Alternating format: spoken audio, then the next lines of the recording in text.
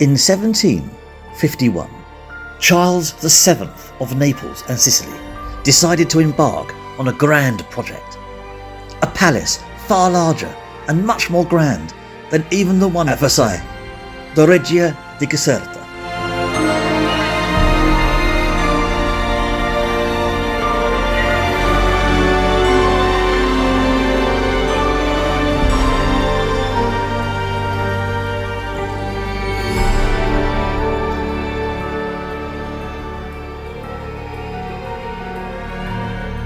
The architect of this immense project was Luigi Vanvitelli, who worked with the king to come up with a design that would pretty much stun the world.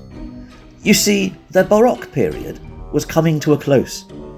New ideas and new designs were emerging. This would pretty much mark the end of an architectural era, as Baroque passed the torch to neoclassicism. This would be a city within one building for all the court, the government, staff, retainers, pretty much everyone important in Sicily and Naples. This was a grand project. Now, technically, the idea first began a year earlier, in 1750, but that was under a different architect, Mario Giuffredo, a native of Naples, but the older and more experienced Vanvitelli was the one who got the commission. Probably the only time Luigi would get one over on Mario. Construction began a year later, in 1752, when King Charles VII laid the foundation stone and the project was underway. Unfortunately, King Charles would never spend a night here, for he was a Bourbon. No, not a biscuit. He was Spanish, having only conquered the Kingdom of Naples in 1734, when he was only 18 years of age, reinforced in the Treaty of Vienna in 1738. His father was Philip V of Spain, but he had since passed, and now his brother, Ferdinand VI, had been ruling for quite some time. Unfortunately, Ferdinand was struck with a mental illness in 1758, most likely caused by the death of his wife. For a year, the Kingdom of Spain, for all terms and purposes, had no king.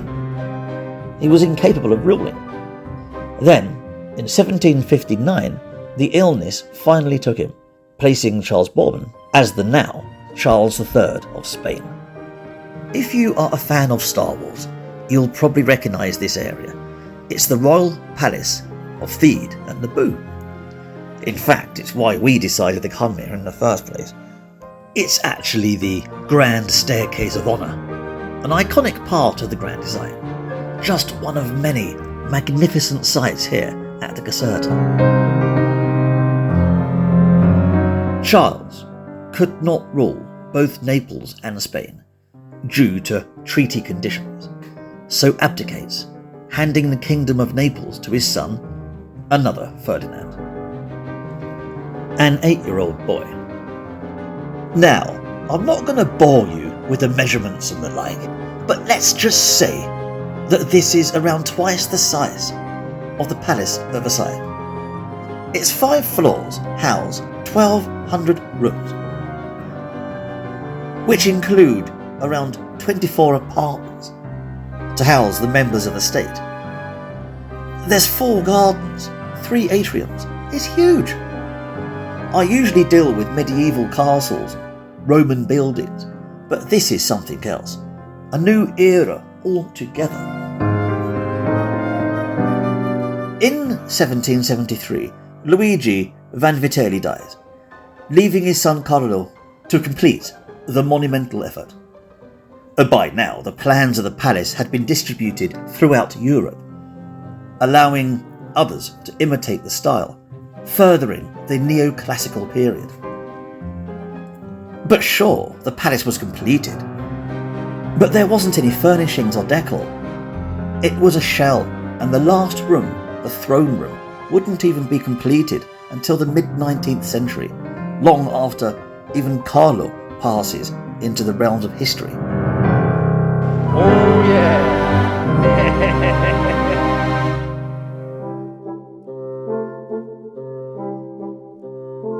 I will add that this isn't the true vision of Charles and Luigi. The original project was far greater. Unfortunately, after the abdication of Charles and the eventual death of Luigi, there were financial troubles that forced it to be downsized. Not that Charles seemed to be bothered at this point in time. His mind was on the affairs of Spain, and the young Ferdinand was too young to rule, so the kingdom of Naples was left to Bernardo Tanucci, an ambitious statesman with his own ideas. And even when Ferdinand reached adulthood, Tanucci was still hogging all the power.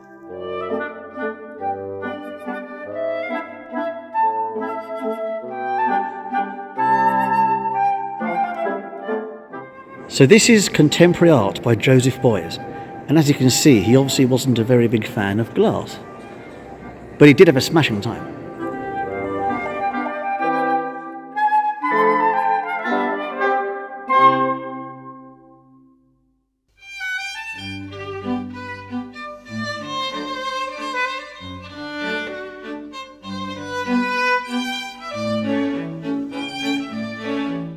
Tanucci's power would eventually wane, once Ferdinand's wife, Maria Carolina, joined the Council of State. He tried to neutralise her plans, to no avail, and his downfall came over an argument over Freemasons. She wanted them in, he wanted them out. Actually, Charles of Spain wanted the Freemasons out, and Tanucci was the man he had placed in charge, but Maria was getting tired of the Spanish king getting involved in all of Naples' affairs. She got her wish. The Freemasons stayed. Tanucci was banished in 1777. From here, the Bourbons broke away from Spanish influence, and Maria would dominate affairs of state. In case you're wondering, as I mentioned earlier, the throne room would not be completed until 1845. Where then were royal affairs conducted? Enter the Alexander Hall, the original throne room, named after the man-god of Macedonian legend. And on the ceiling is the painting we've just seen, The Wedding of Alexander and Roxanne, painted by Mariano Rossi in 1786. Maria Carolina must have seen herself in this painting. She was no ordinary woman. She was the Archduchess of Austria, daughter of Holy Roman Emperor Francis I, also the sister of Marie Antoinette, Queen of France. She even had a favourite, Sir John Acton, an Englishman, take over the Navy of Naples. A British and Austrian affair. After all, they both had business in Tuscany, and were in direct opposition to French power. The Hall of Mars was built later. It was intended to be an antechamber for the barons and nobility, a lobby that led into the throne room itself, designed not by Carlo Vanvitelli, but by Antonio di Simone. There you go. Tensions were already breaking out in France, and Maria's sister, Marie Antoinette, was treated badly, and before long, the French Queen would meet her fate at the guillotine when revolution broke out all across France. Maria was so shocked by the actions of the French that not only did she refuse to ever use the language, she rejected all French styles, customs and ideology, even suppressing the Freemasons she once loved. She was convinced they were a part of it. She was a counter-revolutionary.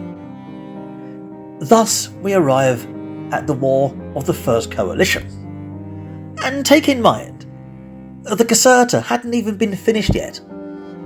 The furnishings won't be finished for another 50 years. The throne room itself would enter development hell. with various setbacks and political chaos. Neither Maria nor Ferdinand would see its completion. The neoclassical style would be over by the time the Caserta was finished, and changes of taste were already clashing. The throne room slowly taking form in one direction or another as the decades passed. And for many years, the Bourbons wouldn't even reside here,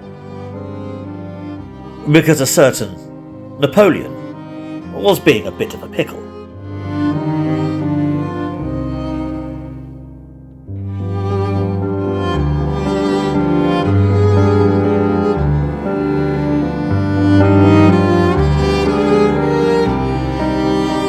Well, I say, imagine this though, guys, you could literally have like a buffet on there, drinks on there. This is where you entertain people. The French, under Napoleon, had successfully invaded Italy. The aging King Ferdinand and Maria used the Caserta to host the initial talks of the Second Coalition against the French. Here, everyone from Lord Nelson, fresh from his victory on the Nile, to Karl Mack von Liebig, they would discuss the next plan to wrest Rome from the French. No sooner had the coalition formed, Napoleon sent Jean-Étienne Championnet to take Naples.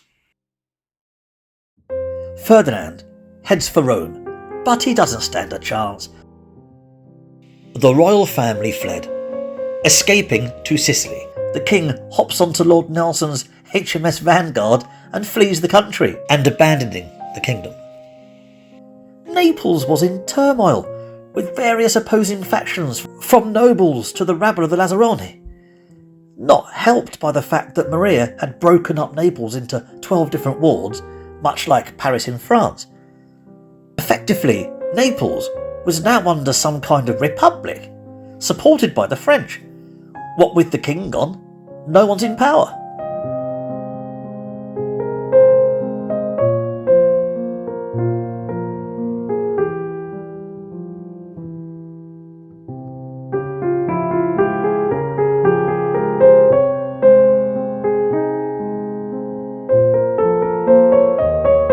And this is why you don't let your pet dog near the paint. Right, so let's put it in context. This is modern art. This is the best artist of our era. Let's roll back a couple of centuries. I know what I prefer. Well, that's what happens when your horse flies into the wall.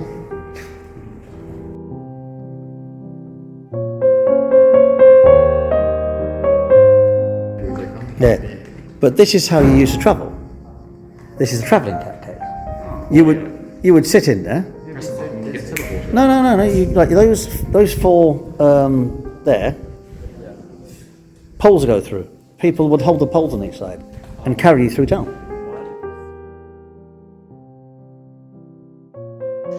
Joachim Murat was a French commander. He would soon take the throne, so I'll explain how this happened. Right, as we know, Ferdinand and the royal family are in exile. From their exile, the king and queen plotted, and the opportunity came a year later when the French left Naples to deal with situations in the north of Italy. Ferdinand invaded with many allies, and the Republic collapsed. Naples had been retaken. Maybe a third coalition could bring Napoleon to his knees. And once again forces gathered at the Caserta. But this would only be short-lived, as in 1806 the now Emperor, Napoleon, utterly defeated the coalition, ending the Holy Roman Empire. Again, Ferdinand and the royal family flee Naples as it fell to the French. The king would be allowed to keep Sicily, but Naples was now ruled by Joseph Bonaparte, Napoleon's brother. But Joseph would only rule for about 2 years, because as like before, he abdicates in order to rule Spain, because the French had that as well by now. Thus, Joachim Murat was the new king of Naples. Naples was firmly ruled by the French.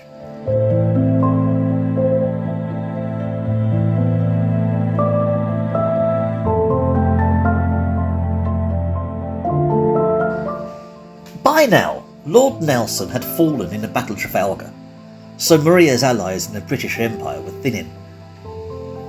Once Ferdinand abdicated, placing his son as regent, she lost all power and returns to Vienna, where she would spend the rest of her life, passing away due to a stroke in 1814. She would never see the final defeat of Napoleon. His loss in 1813 being merely a reprieve.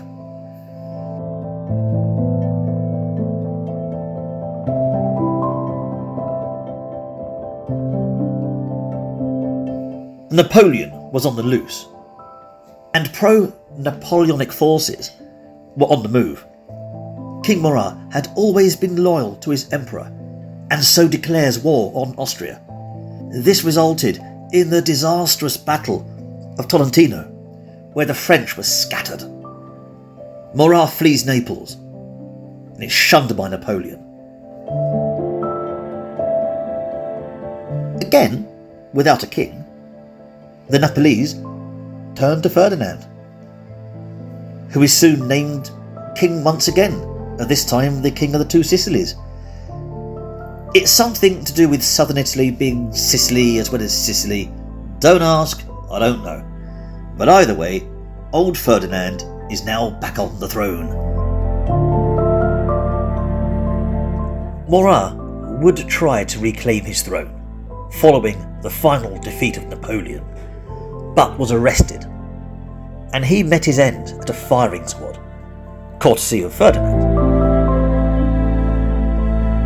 By now there was no connection to Spain, and all influence was from Austria. Laval Nugent von Westmeath was even made commander-in-chief. But during this time, it's not only the neoclassical that's changing, it's culture from different countries, Italian, Spanish, French, no doubt Austrian. It won't end there either, because in 1820 there's a revolution. Times were changing. Spain had written a constitution in 1812, following the rise of liberalism. It pretty much reined in the king, a constitutional monarchy, and in Naples, this is what was demanded of Ferdinand. Austria had to weigh in to crush the revolt, and liberalism was suppressed. But once planted, ideas don't go away.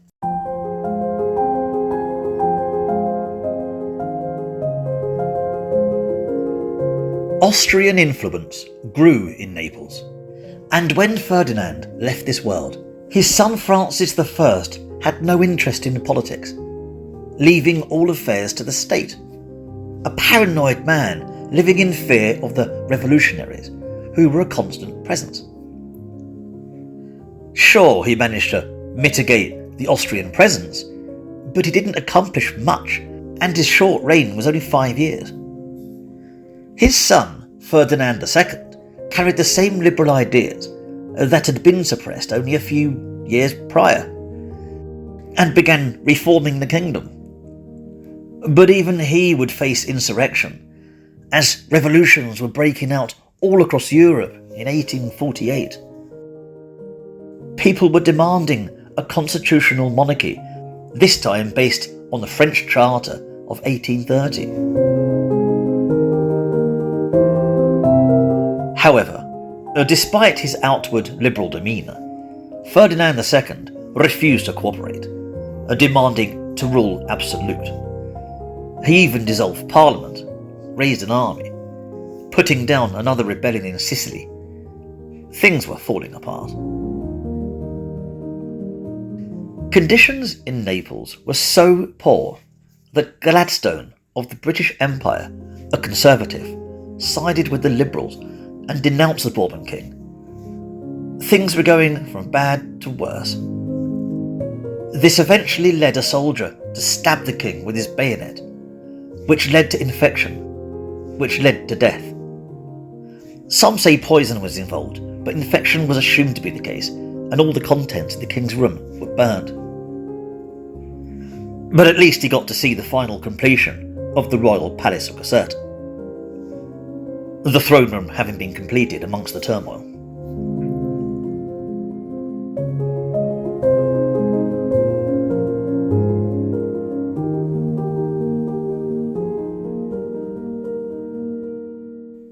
This room, by the way, houses the nativity scene, and has recently been restored after some scallywag stole most of the shepherds. Not Jesus, not Mary, oh no, shepherds. Maybe he needed sheep tending or something. But here I spoke to a chap who explained that outside of the traditional nativity characters, other characters familiar to Italy, but mainly Naples, can be seen. It's quite the display. It's based on the 19th century design, and certainly represents the cosmopolitan Naples of the late 1800s.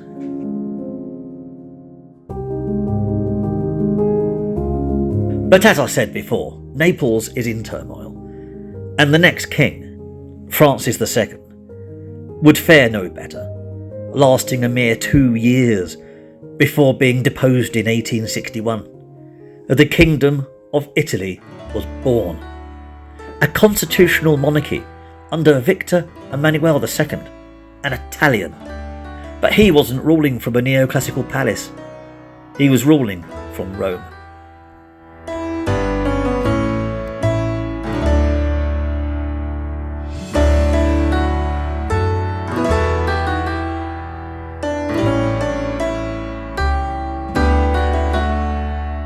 Thus, this beautiful palace falls out of favour with the royal family, becoming the location of the Italian Air Force Academy during the wartime period, where it sustained bombardment from the Allies, eventually ending up in the hands of the British as World War II came to a close. Here, the surrender of Italy was signed, ending the war in this neck of the woods. And now, the Reggia di Caserta is open to the public, and trust me, is well worth a visit. There is a lot more to see than a 39-minute video can possibly detail. For a start, you haven't seen the waterways, and we're going to get to those in a moment.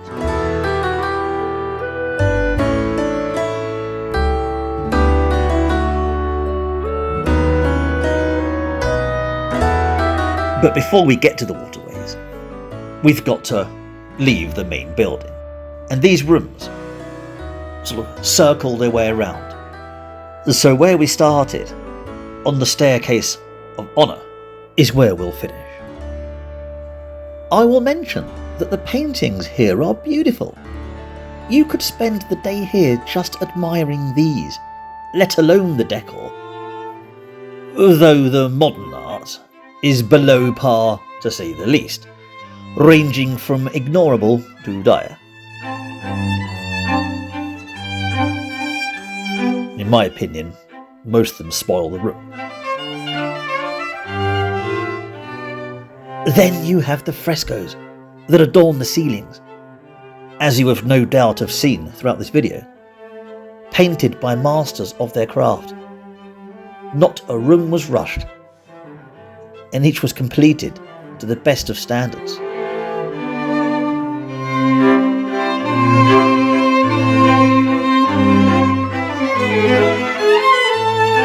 My only gripe was the cafe. Long queues are to be expected, and they vanish in no time. The staff are good, though you might need to brush up on your Italian. My problem was the seating, or lack of it. Hey, I can see the pub from here. Good if you were lucky enough to wag a seat in the small area. Small, given that this is the Caserta, and not a ruin in Naples.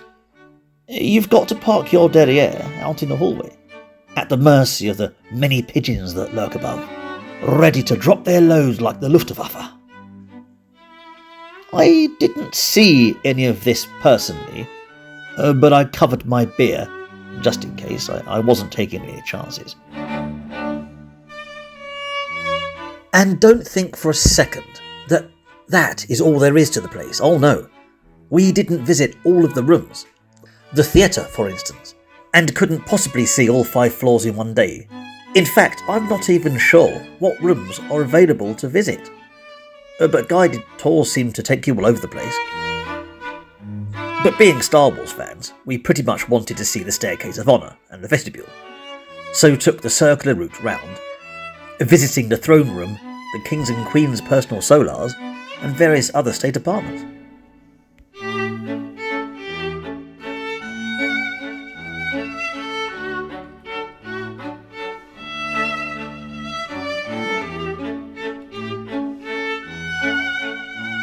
We had arrived around 12, and our tour of the palace had taken most of the day, until around 4 by my reckoning.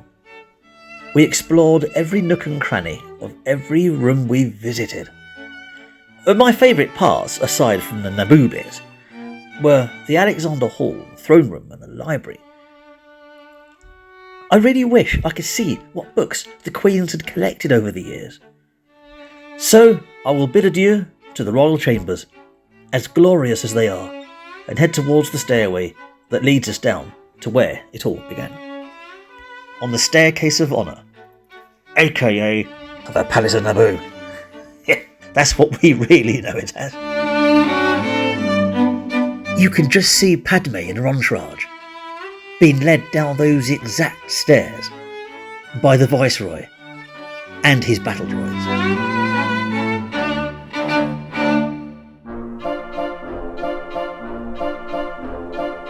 Now, earlier I mentioned that the original design was greater, but financial setbacks occurred. I will give an example. For instance, you may have noticed earlier that the roof of the Caserta is flat. This wasn't supposed to be the case. It was supposed to have 4 large towers in each corner and a dome in the centre.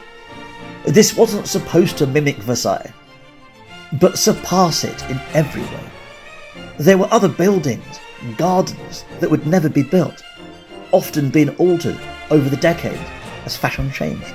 And remember, the neoclassical style was pretty much over by the time this was built, contrasted by the new Gothic revival and the Art Nouveau, eventually the Art Deco. 100 years of building from the foundation stone to the completion of the throne room. It saw the first Spanish king of Naples to the last, a swan song of a bygone era. Now, let's get to the gardens.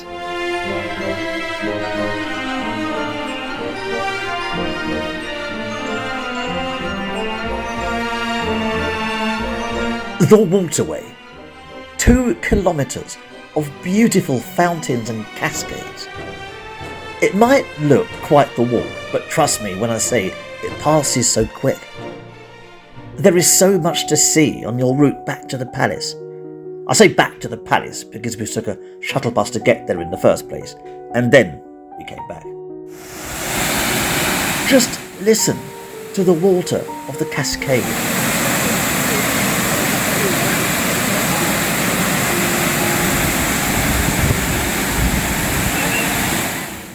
You will see statues of Diana and Actaeon. The context being, in these statues, Diana was the goddess of the hunt, beautiful beyond compare. And Actaeon decided to take a quick butcher's while she was bathing in the nude. Cheeky sod. But unlike these days, she didn't start a social media campaign, no. She turned him into a deer, and his dogs tore him apart.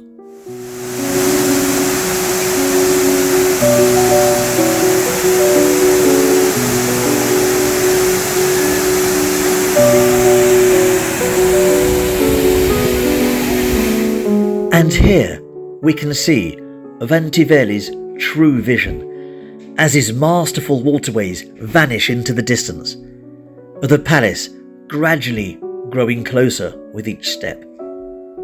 Thus, we press forward to the next waterfall, the Venus and Adonis. Here, a lovelorn Venus begs Adonis not to go hunting. But alas, he ignores her and heads to his tragic fate. Mauled to death by a wild boar.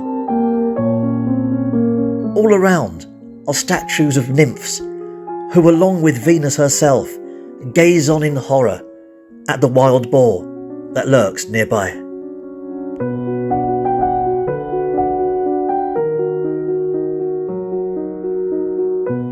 The fountain itself contains many fish. In fact, they all do. Though I'm no expert on fish, so I'm buggered if I know what kind they are. All I need to know is that these waterways are beautiful beyond compare. So I continue the walk with my son Phoenix, as Abby and Byron had long since buggered off. The reason being, I decided to have a nice pint in a cafe at the Diner Cascade.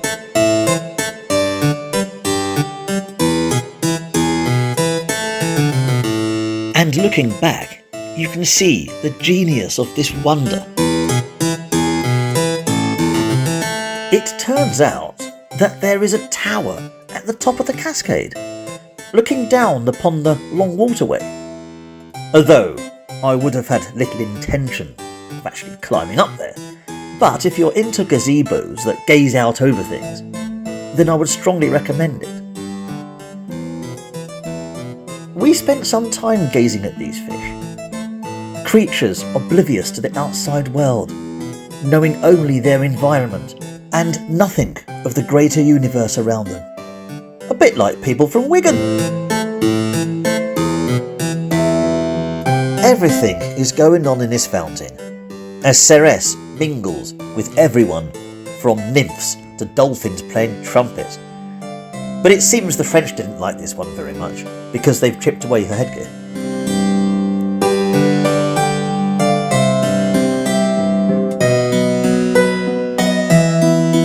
There's tritons, cupids, and two lovers who represent two rivers.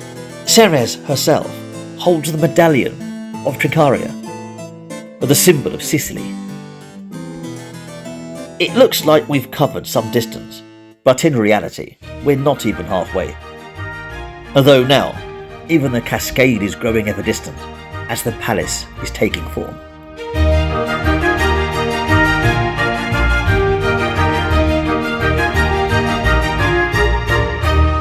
Another thing I admired is the stillness of the water.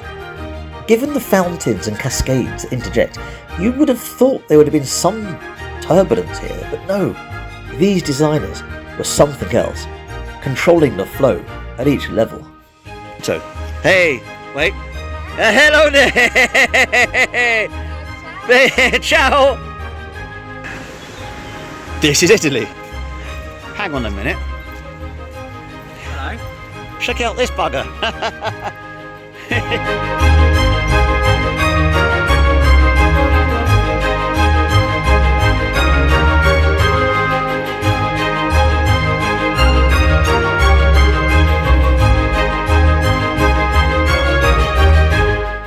This is the Fountain of Aulus. It looks more like a dam, with a descent flanked by stonework, leading down to the feature itself. Here, I'll rejoin with Abby.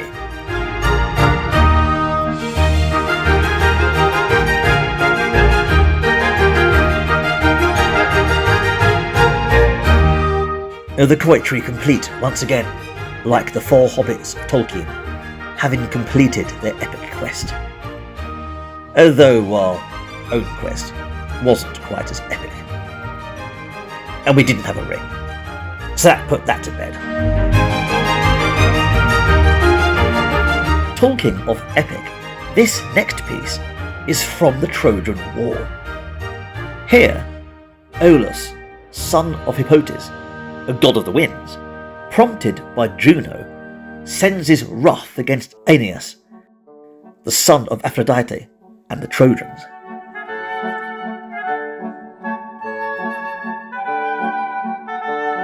Unfortunately, this piece was never completed. There was supposed to be a statue of Juno and Aeolus riding a chariot pulled by large birds, but sadly this never came to be.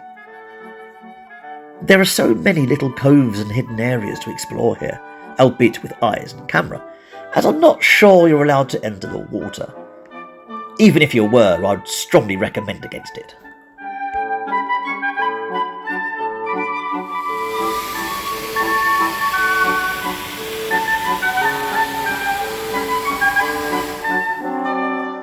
Even more frustrating is what occurred during World War II. Soldiers used to use these beautiful sculptures as target practice. Thankfully, they weren't very good as the statues still stand. But the fountains were damaged in this period, like much of Italy. War being the benefit to historians, but the bane to archaeology. But politics and finance were the biggest setbacks of the Caserta, as so much couldn't be built in the first place.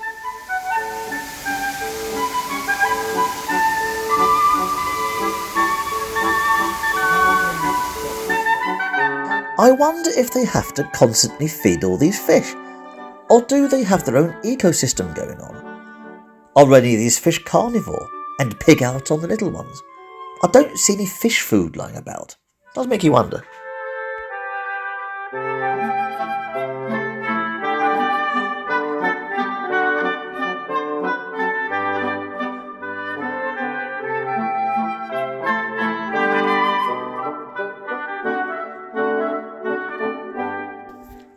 If you've seen the sizable Trevi Fountain in Rome, then this little puppy is 4 times the size. It's huge. As I said prior, you'd be forgiven for mistaking this for a dam. So we continued our journey to the penultimate feature of this grand waterway, which involves some dolphins. Bugger is, we couldn't see much of said feature due to some big pillock putting up a bloody great green canvas thing. Probably restoration works or whatnot, so I'll give them that. The problem is mine, because with hindsight, we could have crossed via the other path and got a much better view.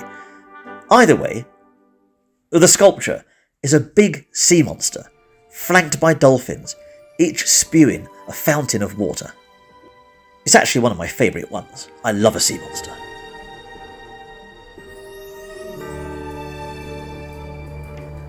Now, as our journey comes to a close, we reach the Margherita Fountain. This is the fountain that wasn't supposed to be, having been designed for use elsewhere in the Caserta. A sundial surrounded by grassy rings, overlooked by the palace itself. The palace once dreamed up by King Charles of Spain and the architect Luigi Vantivelli in the mid-18th century. Di Regia di Caserta.